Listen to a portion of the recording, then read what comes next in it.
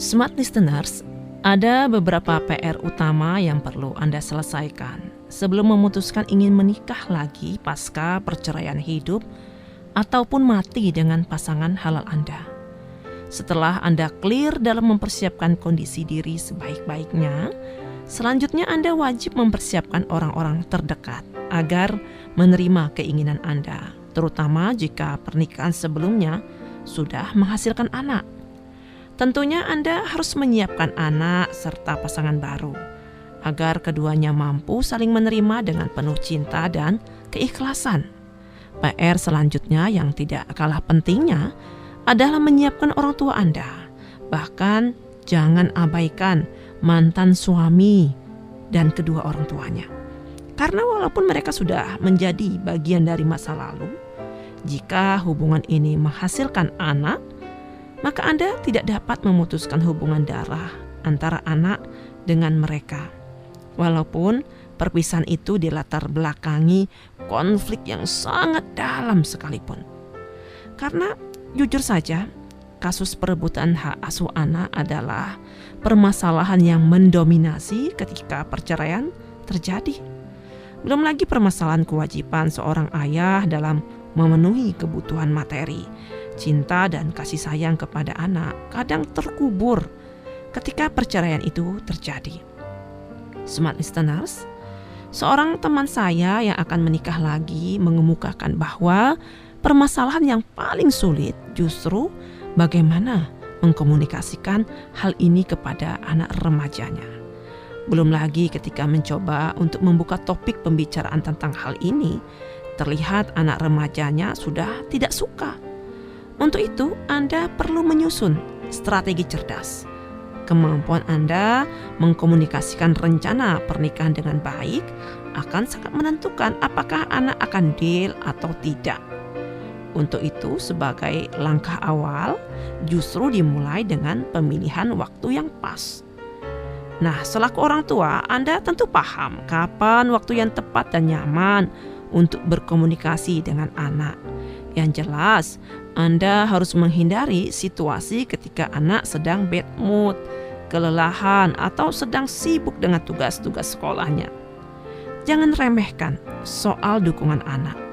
Ketika anak tidak setuju terhadap pernikahan Anda, maka pernikahan ini akan berpotensi membuat drama penuh air mata dan kemarahan dalam kehidupan Anda. Untuk itu, Anda memang perlu merancang situasi penuh kenyamanan bagi seorang anak. Anda bisa masuk melalui pintu gerbang hobinya, makan bareng di kafe atau tempat tongkrongan kesukaan anak, habis menonton film kesukaannya, atau kegiatan apapun yang Anda lakukan bersama dan berujung pada ikatan emosional yang membahagiakan bagi anak. Jika bicara konteks ikatan emosional yang membahagiakan, maka ini artinya bukan kegiatan yang dilakukan hanya sesekali, apalagi ketika ada maunya saja. Jika ini yang terjadi, anak akan merasakan kegiatan membahagiakan yang dilakukan karena ada modus dari orang tua, dan sudah pasti akan berujung pada kekecewaan dan penolakan anak.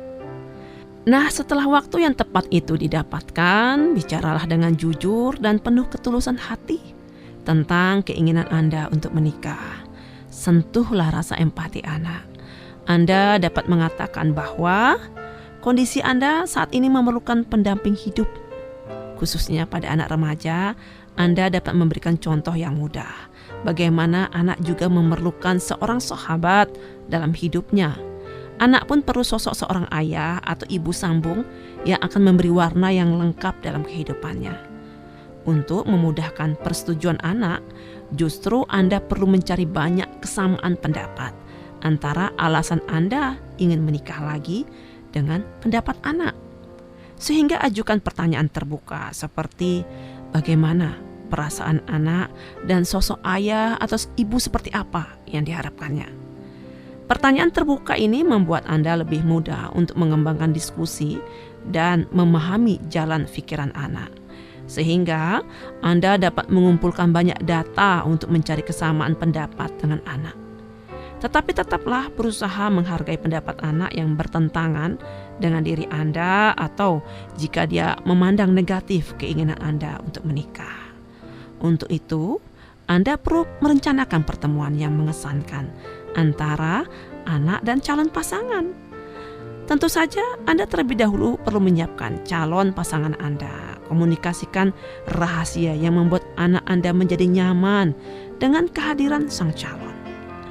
Smart listeners, bagian akhir yang tidak boleh dilupakan adalah Anda wajib memberikan garasi cinta kepada anak. Inilah yang justru menjadi ketakutan terbesar bagi seorang anak ketika orang tuanya menikah lagi. Adanya krisis cinta membuat anak justru akan menjadi penentang utama keinginan Anda untuk menikah kembali.